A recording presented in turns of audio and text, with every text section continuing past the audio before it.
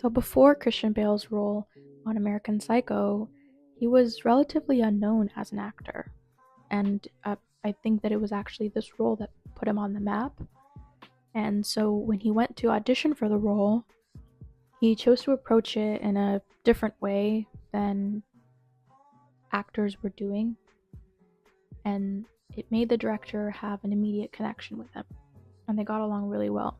And so even though the financiers of the film were like, no, we want bigger names, we want this role to go to someone that the world already knows, the director said, no, I want Christian. And so he got the role. But because he was unknown, the movie didn't get as much money to produce the film. So they had to go through this process of trying to raise money to make the film, and they eventually got the money, but what happened was that they basically got kicked out of doing the film because the producers and the people that were paying for the film decided that they wanted to hire a more well-known actor. Even though this was disappointing, Christian said that he decided, no, I'm still making the film, we're still making the film, it's still going to happen, and I'm going to continue to prepare for it. So he literally kept preparing for the film, for the role, even though the role had gone to someone else. And the director, who originally hired him, was like, look, Christian, they've given it to other people, and we're not making this film anymore. They even hired a new director. And he said, yeah, it doesn't matter though, we're still going to make it. And he went and turned down new projects that were coming to him because he knew he was making this film. And even his friends were like, what are you doing? But he just kept persisting in the fact that he was going to be playing his role in the American Psycho. That was his film. It was his role. And then he got it. Got the role, and he also managed to get the director who originally hired him back to work on the film. So this story has to do with Greta Gerwig, who was the director that just did the recent Barbie movie. So she originally wanted Ryan Gosling to do the role of Ken, but he wasn't interested in the role at all, and he didn't want to do Ken for a very long time. But periodically he would ask his agent who got the part, and every time he'd ask his agent would reply, well, Greta says you're doing it, the director says you're doing it, so I guess it's you doing it.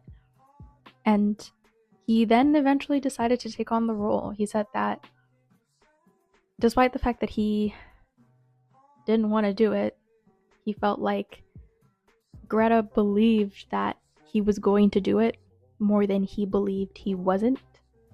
And so he ended up taking it. And obviously it was a very successful movie. And it's pretty amazing that Greta Gerwig played a part in manifesting the exact actor she wanted to do the role, even though he didn't.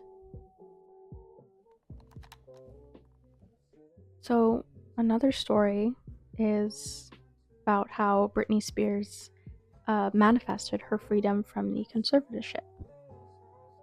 In her book, there was a part where she mentions that she was going to manifest one thing, and it was going to be her freedom from the conservatorship that she was entangled in.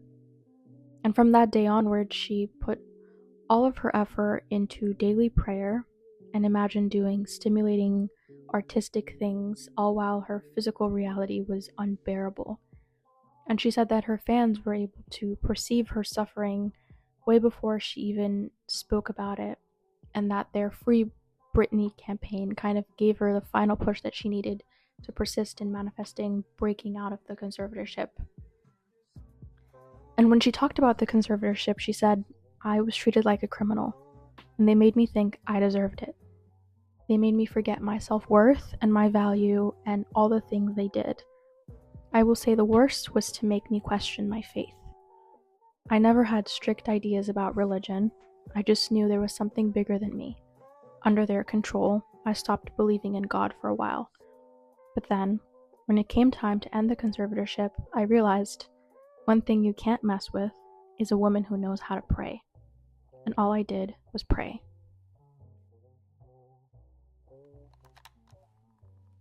Our next story is Mariah Carey, although she actually credits her success to religion. But the way she believed in the possibility and certainty that she'd be the biggest star in the world is very similar to Marilyn Monroe. The circumstances in life would have people expecting 100% that she'd never make it, but she didn't care. She held faith and devotion in her dream, and she consistently visualized herself being more successful than her idols, as well as imagining all the things she'd buy with the wealth she'd earned. And she even went a step further, and she carried herself as the star she knew herself to be. She had conformed into the new identity. She had changed her self-concept. She didn't see herself as almost as good as her idols. She didn't see herself as good as her idols. She saw herself as better than her idols.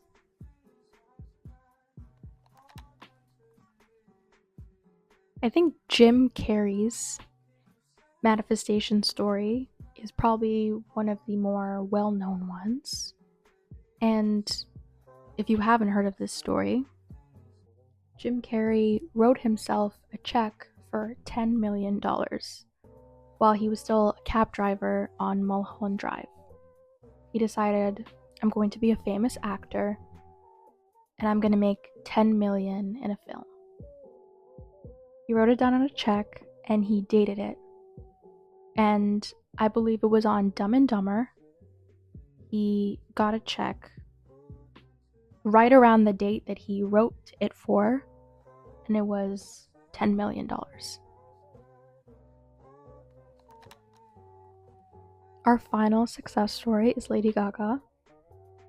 So, Lady Gaga has said that she believes in affirmations and acting as if. And she's also said that she used to think of herself as being a global pop star even when she was an unknown girl from New York. And she used to affirm that she'll make #1 records and she'll be globally famous, and she would imagine herself on billboards in New York and see them while she was walking around the city. And she said it was a lie, but she told herself it until it was true. Until it became true, she again persisted in her desired result.